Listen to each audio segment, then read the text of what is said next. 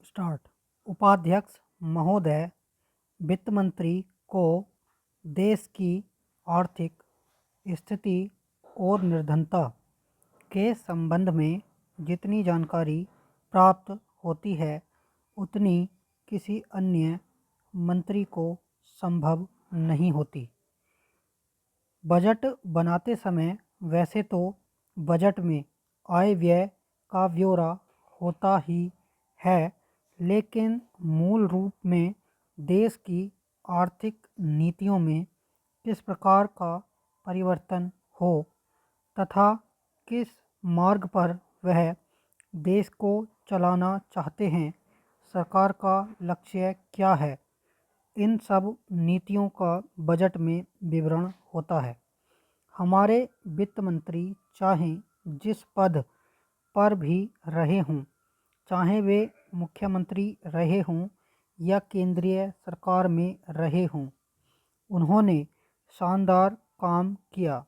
जिस समय उन्होंने बजट प्रस्तुत किया उस समय देश को और विशेष रूप से गरीबों को उनसे बहुत सी आशाएं थीं।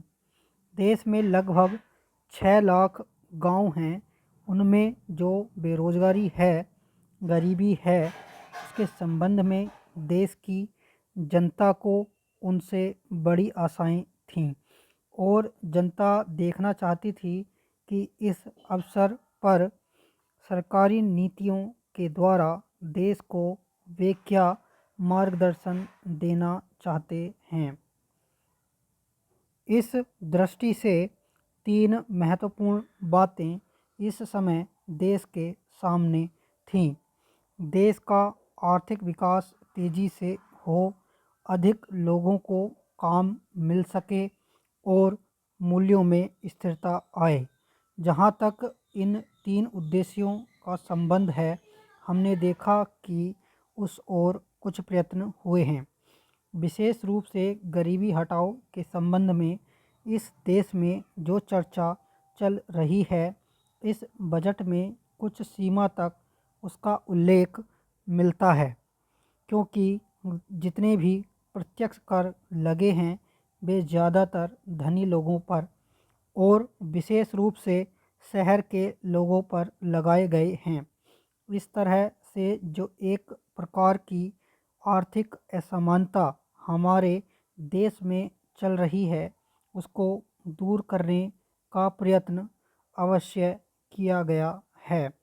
लगभग 5 दशक पूर्व जब हमारा देश स्वतंत्र हुआ था, उस समय देश में जितने सरकारी कर्मचारी थे वे ऐसा समझ बैठे थे कि अब तक देश में जिस तरह से अंग्रेज़ों का प्रशासन चल रहा था उस तरह से काम नहीं चलेगा, क्योंकि कांग्रेस के जो नए लोग आए थे, जो मंत्री बने थे, वे लोग धन के मामले में त्यागी आदमी हैं।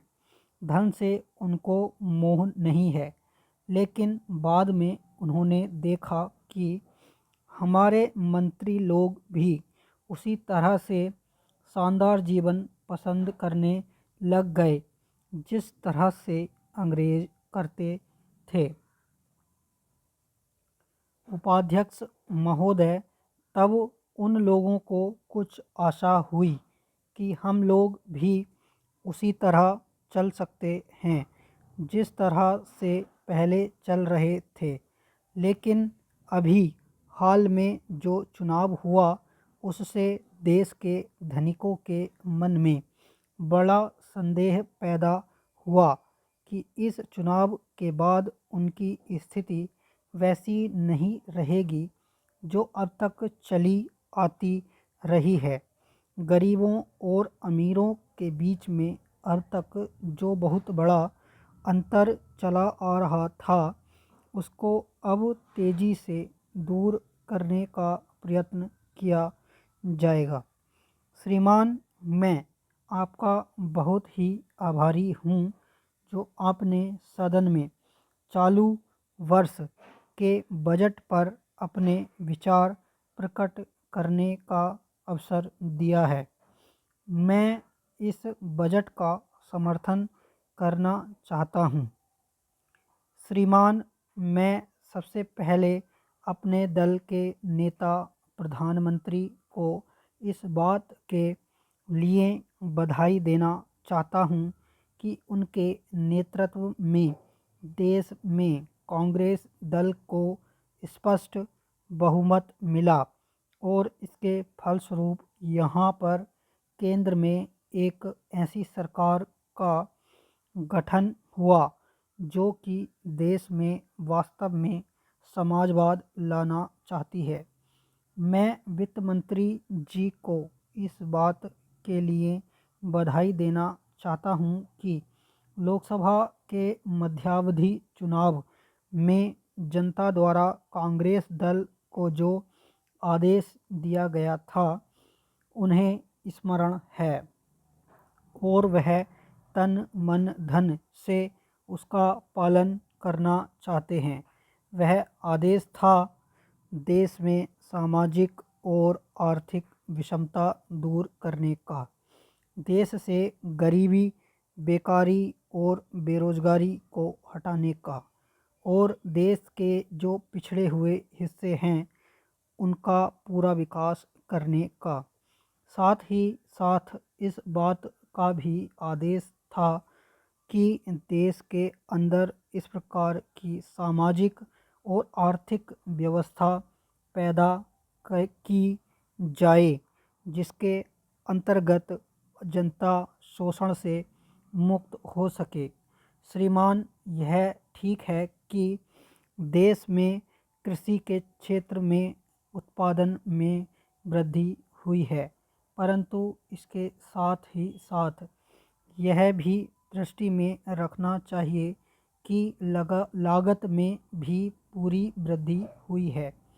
इसके लिए आवश्यक है कि सिंचाई के साधन बढ़ाए जाएं और अधिक उन्नत बीजों का प्रयोग किया जाए। आज कृषकों को कृषि के यंत्र मिलने में बहुत कठिनाई हो रही है। जैसे छोटे छोटे ट्रैक्टरों का देश में बड़ा अभाव है। उनके बनाने के लिए शीघ्र नए कारखाने खोले जाएं, जिससे कृषकों को जल्द से जल्द ट्रैक्टर मिल सकें। देश तभी प्रगति करेगा, हमारा ऐसा विश्वास है।